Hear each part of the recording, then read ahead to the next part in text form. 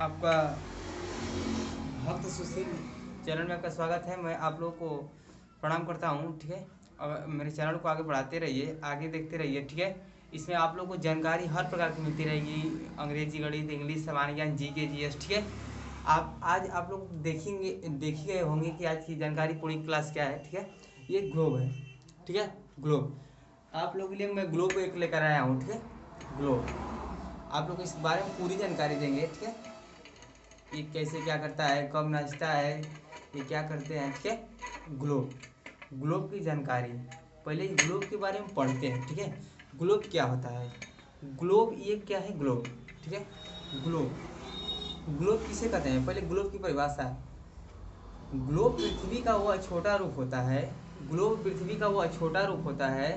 ठीक है, जिससे ग्लोब पृथ्वी का वह छोटा रूप होता है जिस पर नदियाँ, पर्वत, पहाड़,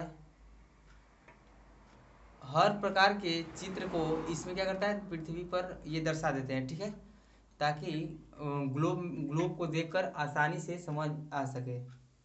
ठीक है, जैसे हो गया पर्वत, नदियाँ, पहाड़, झील, देश, मतलब पृथ्वी को छोटा रूप में दर्शाना क्या कहलाता है, ग्लोब।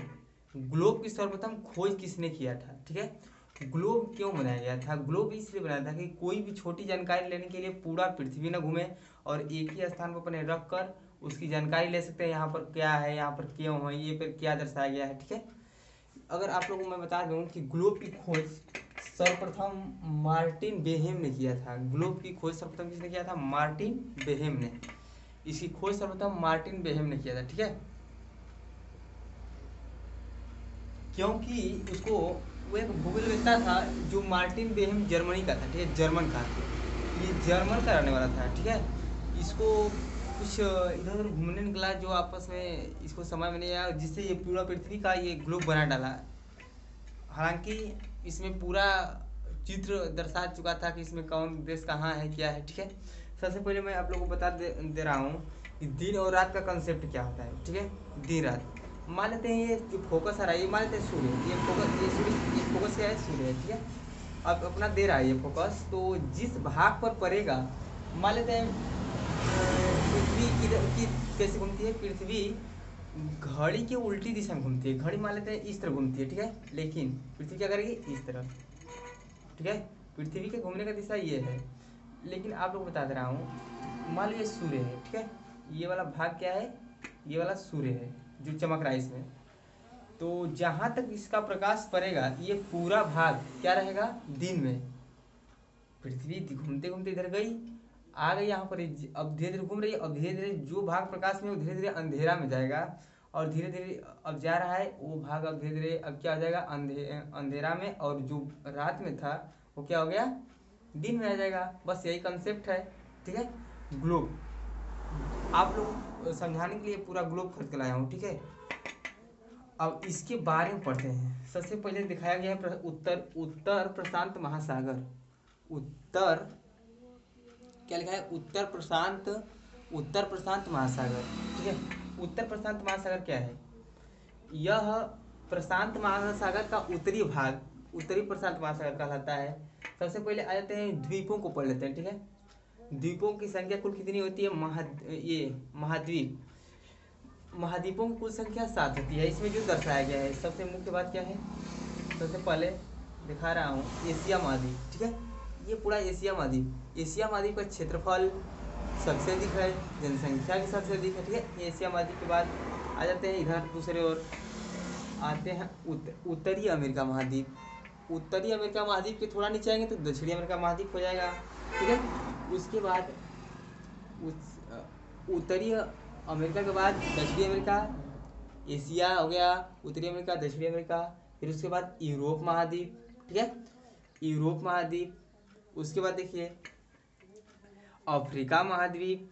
ठीक है, अफ्रीका महाद्वीप, उसके बाद एक और है अंटार्कटिका महाद्वीप जो इधर रहता है। ठीक है, इधर कहाँ नीचे रहता है, नीचे की ओर है, उसको दर्शाया गया है। ठीक है, यहाँ पर दर्शाया, देखिए देखिए देखिए, अंटार्कटिका महाद्वीप, ठीक है, ये सब है। और इस सब सबसे पहले हो गया उत्तरी अमेरिका, दक्षिणी America, Europe, Asia, Africa, Australia और अंटार्कटिका, ये सब क्या है, महाद्वीप है जो पृथ्वी को 7 भागों में बांटकर इसको दर्शाया गया है। उसके बाद आगे देखते हैं, ठीक है। अब आ जाते हैं इसमें,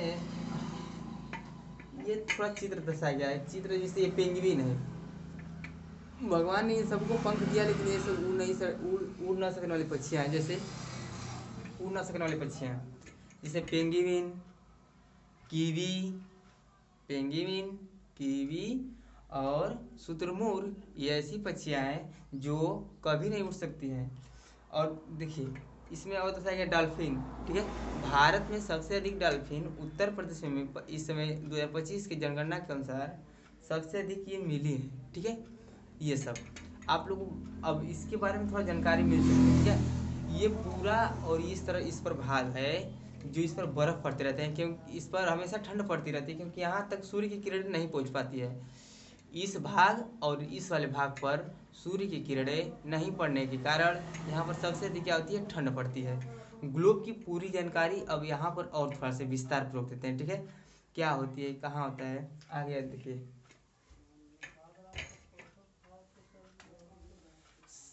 इसमें थोड़ा और अलग क्वेश्चन लिख दिया है जो बता दे रहा हूँ। 17 नदियों का संगम जिला आजमगढ़, ठीक है। ये यहाँ पर नदियाँ जो हैं आकर केवल 17 नदियों का संगम होता है, ये आप लोग को जानकारी होना जरूरी है। दूसरा, दुनिया का पहला मानचित्र बनाने वाला व्यक्ति कौन था। मानचित्र, मानचित्र जानते हो, मानचित्र ग्लोब का थोड़ा विस्तार रूप होता है जो कागज पर या किसी मैप पर दर्शाकर उसको बतलाया रहता है, ठीक ग्लोब के थोड़ा दूसरा रूप होता है। उसके बाद देखते हैं, भारत का मानचित्र बनाने वाला व्यक्ति जेम्स रेनल था, ठीक है। ग्लोब बनाने वाला पहला व्यक्ति मार्टिन वेहम, जो आप लोग को बता चुका हूँ, जर्मन करने वाला था, ठीक है। अब आते हैं पूरा पढ़ने के, ये ग्लोब क्या होता है, ग्लोब कैसे बना। ग्लोब, आप इस ग्लोब बना, थोड़ा सा ग्लोब बना लिए, उसके बाद ये थोड़ा सा दर्शा दिए ग्लोब के आकार का हो गया है। इसमें अब क्या करेंगे, एक जो चीना इस तरह खींचेंगे, ठीक है। ये क्या है, उत्तर की ओर है, ये दक्षिण है, ये क्या है, पूरब है, ये क्या है, पश्चिम, ठीक है। तो पूरब से पश्चिम की ओर, नहीं नहीं, पूरब से पश्चिम या पश्चिम से पूरब की ओर इसमें खींची गई रेखा, पूरब से पश्चिम की ओर खींची गई रेखा, देखिए ये है, फिर एक और खींच देता हूँ इसमें, एक फिर एक और खींच देता हूँ, ठीक है, और खींच देता हूँ, जगह नहीं, थोड़ा सा बचना चाहिए, ठीक है। इसमें जो खींची गई रेखा है पूरब से पश्चिम की ओर, वो क्या कहलाएगी, अक्षांश रेखाएं, ठीक है। अक्षांश रेखाएं पूरब से इधर जो खींची गई है पूरब से पश्चिम की ओर क्या कहलाएंगी, अक्षांश रेखाएं। अब देशांतर रेखाएं क्या कहती है, उत्तर से दक्षिण की ओर, उत्तर से दक्षिण की ओर इस तरह जो खींची गई, जो इस तरह सीधा सीधा खींची जाएगी तो देशांतर रेखाएं कहलाएंगी। अब पूरब से पश्चिम अक्षांश रेखाएं, आप लोग को समझ में आ गया। अब देखिए, अब थोड़ा सा इसमें कुछ परिभाषाएं हैं जो आप लोगों को बता दे रहा हूँ। कर्क रेखा, पृथ्वी पर भूमध्य रेखा के समांतर खींची गई काल्पनिक रेखा को कर्क रेखा कहते हैं। पृथ्वी पर